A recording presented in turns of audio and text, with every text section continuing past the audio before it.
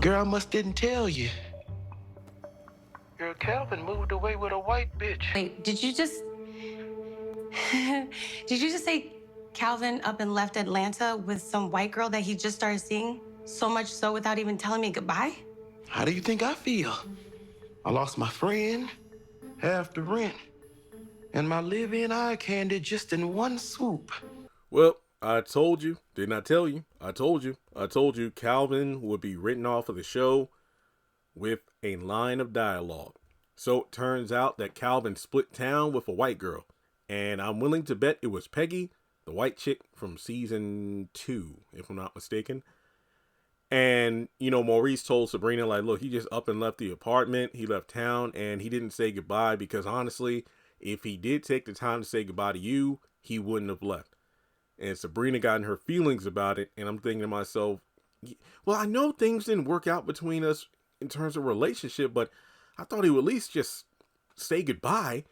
But it really doesn't matter because thankfully Maurice chimed in and said, well, Sabrina, you have no right to be mad about whether or not this man stopped to say goodbye to you or not because you didn't want him like that and you got this other guy you've been with. And that's the thing. It's like she's literally on the phone in her feelings over Calvin, and then Rich comes in with flowers and then she's like, Calvin who? But in the midst of them getting intimate, well, you know, the white girls and the men with the panties, and then Rich is like, wait, what are you talking about? So it seems safe to say that, yeah, Calvin is just an afterthought.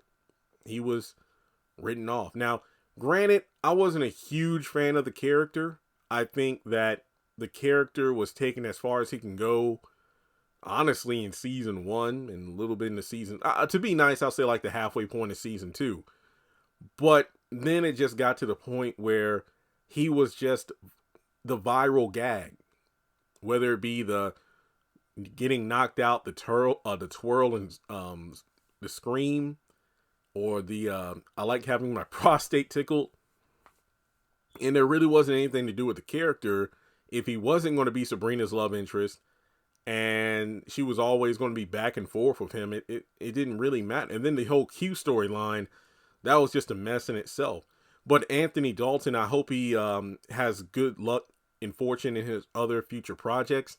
And hopefully he's in projects where the dude's talented. I hope that whatever roles he has lined up next can really utilize what he's capable of and, you know, just get treated better on that project. I mean, he was on the show a long time, so I feel like there's no complaints from 6 seasons on a hit show like Sistas. But, yeah, I think the character, he could have been utilized way better than what he was on this show. But, yeah, that's the end of Calvin. And it is kind of sad that, unlike Aaron and Preston, he didn't get a final scene. His final scene was going on about getting Maurice a nice guy, and then he just was up and gone. So that was it. So let me know your thoughts in the comment section below. How do you feel about Calvin's unceremonious exit of the series? Do you care? Do you not care? That's pretty much it. Also, Sabrina, just stop acting like you hurt.